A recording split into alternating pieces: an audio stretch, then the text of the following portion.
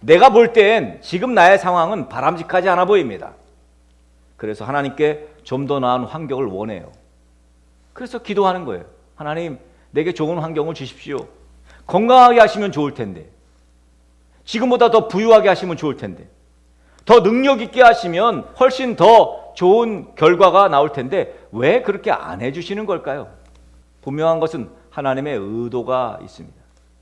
나를 겸손하게 하시려는 것이든지, 내가 풍요로워지면 죄악 속에서 헤어나오지 못할 것을 아시기 때문이라든지. 그래서 고린도후서 12장 9절 말씀, 우리가 잘 아는 말씀이죠. 내 은혜가 내게 족하도다.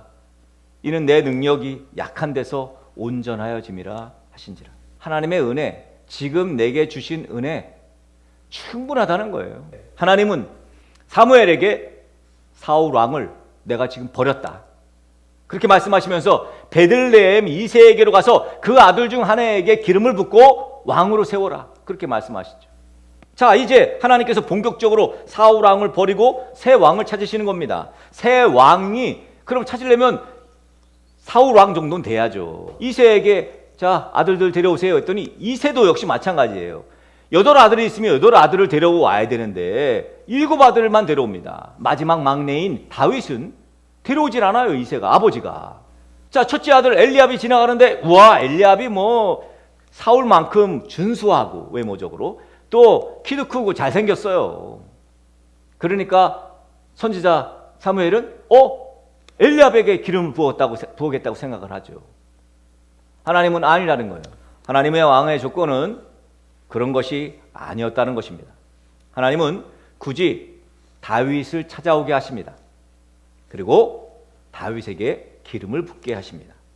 그렇게 이새의 막내 아들 다윗은 위대한 왕으로 하나님께 쓰임받았습니다. 하나님께 쓰임받은 사람들, 풋내기들 많이 있죠. 그 중에 예수님의 제자들, 풋내기 중에 풋내기들이죠. 세리들, 어부들, 뭐 하나 대단한 것 없는 사람들 아닙니까? 근데 결국 예수님의 부활을 선포하는 선교적 사명을 충실히 감당하게 됩니다. 근데 그 사람들이 그렇게 대단하고 똑똑한 사람들이었습니까? 아니었습니다. 그저 삶에서 구차한 인생을 사는 사람들이었고요, 실패자들이었고요, 배신자들이었고요, 별 볼 일 없는 사람들이었습니다. 기본적으로 내 능력이 출중하고 내가 가진 것이 많은 사람들은요, 하나님의 능력을 의지하려 하지 않습니다. 하나님 의지하지 않아요. 아니, 내 능력이 있는데 왜 하나님을 의지해? 내가 가진 게 그렇게 많은데, 내 재능이 이렇게 좋은데 하나님을 왜 의지해요? 안 해요. 다른 사람의 도움 필요 없어. 내 능력이면 되니까. 그러나 내가 가진 것이 없고 내 능력이 부족한 사람, 하나님의 도움과 하나님의 능력이 절실합니다. 여러분, 그가 누구든 그 사람의 부족함은 하나님의 완벽하심으로 채워줄 수 있음을 여러분 증명하고 있습니다. 성경이. 오늘 본문에서 하나님의 선지자 사무엘은 이새의 첫째 아들 엘리압에게 꽂혔습니다. 그런데 하나님이 뭐라 그래요? 내가 이미 그를 버렸다고 그래요. 내가 보는 것은 사람과 같지 아니하니 사람은 외모를 보거니와 나 여호와는 중심을 보느니라. 여기에서 외모는 단순한 육체적인 것만을 가리키는 게 아니에요. 키가 맺히고 뭐 얼굴이 잘생기고 이게 아닙니다. 물론 그것도 포함되죠. 오늘날로 보면 뭐예요? 스펙, 학벌, 인맥, 뭐 능력, 이런 세상적인 조건들을 말합니다. 그런 외모적인 것들, 그런 것들은 사람들이나 중요하게 여기지 하나님은 그런 외적인 조건이 중요하지 않다는 거예요. 마음 중심이 하나님을 향해 있느냐, 그것이 더 중요하다는 것입니다. 부모님 보기에는 그저 풋내기에다가 양치기에 불과하지만 하나님이 쓰시면 더 이상 풋내기가 아니라는 것이죠. 아무리 그래도 그렇지 이스라엘의 왕이 되어야 하는데 들에서 양이나 치는 볼품없는 어린애가 무슨 왕이 되겠나 싶습니까? 잘생기고 듬직한 이새의 첫째 아들 엘리압 같은 정말 누구나 좋아할 호감형을 듬직한 사람을 왕으로 세워야 되지 않나, 이렇게 생각하십니까? 하나님은 단적으로 아주 단호하게 하나님은 마음 중심을 보신다고 그렇게 말씀합니다. 인간은 본능적으로 땅을 보며 삽니다.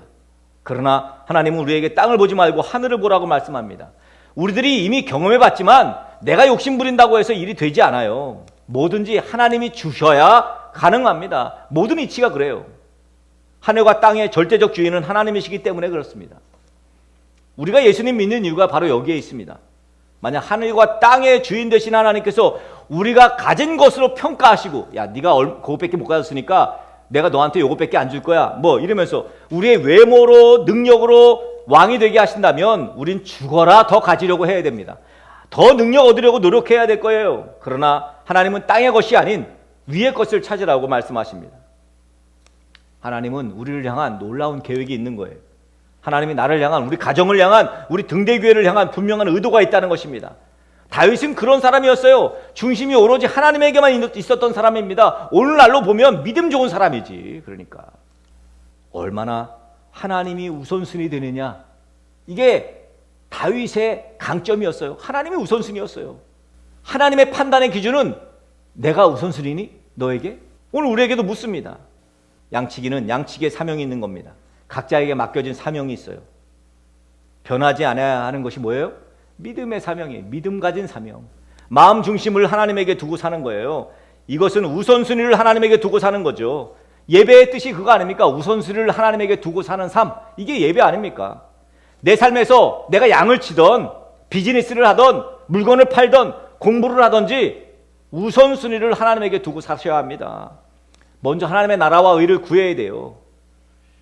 부디 우리를 향한 하나님의 의도를 끊임없이 알려고 노력하고 예배자의 삶을 살고, 그리고 우리에게 주어진 사명을 잘 감당해서 우리의 삶에서 하나님이 우리와 함께 하시는, 그래서 우리를 쓰시는, 다윗처럼 사용하시는 위대한 삶을 살게 되는 저와 여러분 되어지기를 예수 그리스도의 이름으로 축복합니다.